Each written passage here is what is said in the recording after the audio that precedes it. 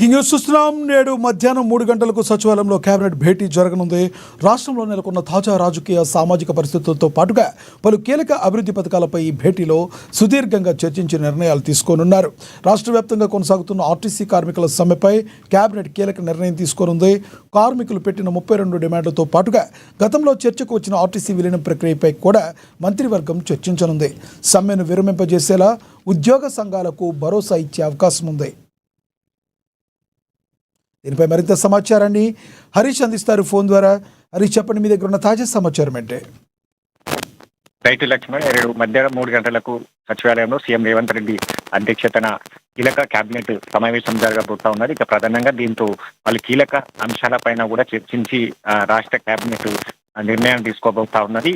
దీంట్లో ప్రధానంగా ఏదైతే జస్టిస్ పిసి ఘోష్ కి సంబంధించి కూడా మొన్న హైకోర్టు కాళేశ్వరం జరిగిన అవకతవకల పైన కూడా హైకోర్టు ఏదైతే తీర్పునిచ్చిందో ఆ అంశం పైన కూడా ఈరోజు కేబినెట్ లో చర్చించనున్నారు. దాంతో పాటుగా ఆర్టీసీ కార్మికులు 2వ రోజు సమ్మె కొనసాగుతా ఉన్నది. ప్రధానంగా వాళ్ళు 33 ప్రధానమైన డిమాండ్స్ తో వాళ్ళు రాష్ట్ర ప్రభుత్వానికి సంబంధించి కూడా నిరసన తెలుపుతూ సమ్మె నిర్వహిస్తా ఉన్నారు. ఇక దానికి సంబంధించి కూడా ఈరోజు ఏదైతే ఆర్టీసీ విలీనం పైన కూడా కేబినెట్ లో సమావేశం నిర్వహించి చర్చించిన తర్వాత కీలకంగా నిర్ణయం తీసుకోబోతున్న నేపథ్యం అయితే కనిపిస్తా ఉంది. ఇక సుప్రీంకోర్టుకు సంబంధించి కూడా గతంలో ఇప్పుడు హైకోర్టు ఇచ్చిన తీర్పును సవాల్ చేస్తూ సుప్రీంకోర్టుకు వెళ్లాలా కాళేశ్వరం ప్రాజెక్టు అంశం పైన. ఇక మొన్న ఏదైతే సీఎం రేవంత్ రెడ్డి నేరుగా కాళేశ్వరానికి సంబంధించి కూడా బ్యారేజీలను సుందిల్లా అన్నారం సంబంధించిన బ్యారేజీలను సందర్శించారు. దానికి సంబంధించిన మరమ్మతులకు కావచ్చు వాటి ఈ అంశం పైన కూడా చర్చించి నిర్ణయాన్ని తీసుకోబోతున్న నేపథ్యం అయితే కనిపిస్తా ఉంది.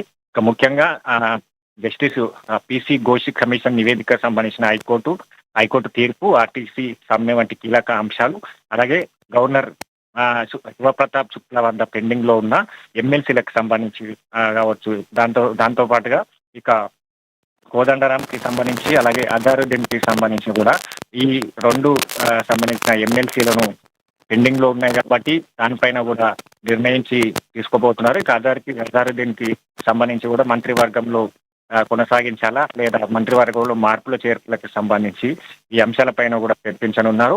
ఇక కీలకంగా కాళేశ్వరం ప్రాజెక్టులో భాగమైన మేడిగడ్డ అన్నారం సుందిల్ల బ్యారేజీల పునరుద్ధరణ, ఇటీవల మేడిగడ్డ బ్యారేజీకి సంబంధించి కూడా అక్కడ సీఎం రేవంత్ రెడ్డి సమీక్ష నిర్వహించారు. కుమ్మేరిహట్టి నుంచి కూడా సుందిల్ల వరకు లింకప్ చేస్తూ ఏదైతే మరమ్మతులు చేయాలని కూడా రాష్ట్ర ప్రభుత్వం ఒక నిర్ణయాన్ని తీసుకోబోతా ఉన్నది. కాబట్టి ఆ ప్రాజెక్టుకు సంబంధించి కూడా పూర్తిగా ఉపయోగంలోకి తెచ్చేందుకు అవసరమైన చర్యలకు సంబంధించి కూడా కేబినెట్ లో చర్చించనున్నారు.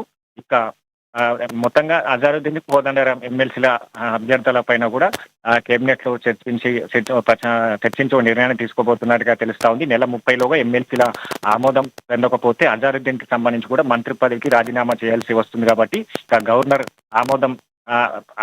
ఆమోదించకపోతే రాజీనామా చేయించి మళ్ళీ ప్రమాణం చేయించాలా లేదా ఇతర ప్రత్యామ్నాయ మార్గాలను అనుసరించాలా పైన కూడా చర్చించనున్నారు.